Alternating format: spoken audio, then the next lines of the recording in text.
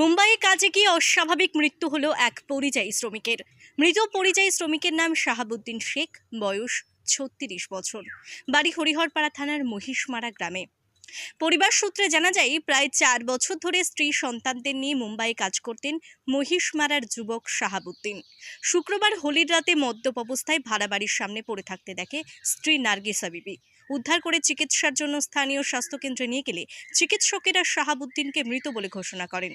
খবর বাড়িতে এসে পৌঁছতেই কান্নায় ভেঙে পড়ে পরিবার পরিজনেরা। স্থানীয় সূত্রে জানা যায়, মহিষমারা গ্রামের ভূমিপুত্র শাহাবুদ্দিন শেখ বেশ কয়েক বছর ধরে হুমায়পুর গ্রাম পঞ্চায়েতের তাজপুর পুরাতন পাড়ায় শ্বশুর বাড়িতেই থাকতেন তিনি।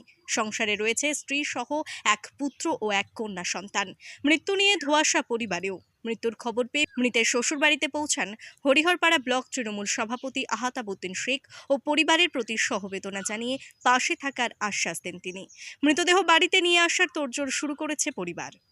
মুকুল মণ্ডলের রিপোর্ট, হরিহরপাড়া খবর। এখন শ্বশুরবাড়ি থাকতো, শ্বশুরবাড়ি থাকলে তার পরিবার আছে, তার সব ছেলে মেয়ে আছে, তার জন্য তো কিছু একটা করতে হবে। যেমন পরিবার পরিযায়ী শ্রমিক যেভাবে খাটতে যায় বিভিন্নভাবে, সেভাবে বোম্বাই কাজ করতে গেছে। তাহলে বোম্বাই কাজ করতে গিয়ে ওখানে তো বিভিন্ন রকম থাকে, গ্রামের চলন বিলন আলাদা, ওখানকার চলন বিলন আলাদা। এটা এখন কিছু কিভাবে মারা গেছে না এই সংবাদ পাওয়া যায়নি, তবে ছেলেটা একটু নেশা টেশা করতো।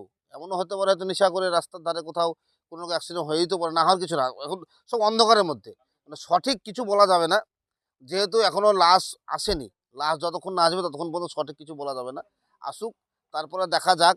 এবং সেখানে আরও তো আমাদের ছেলেপিলে আছে, ওখানে তাদের কাছ থেকে সঠিক রিপোর্টটা পাওয়া যাবে যে সত্যি কি ও নেশাগ্রস্ত অবস্থায় পড়ে গিয়ে মারা গেছে, না অ্যাক্সিডেন্ট হয়েছে, না কাকা মেরে দিয়েছে।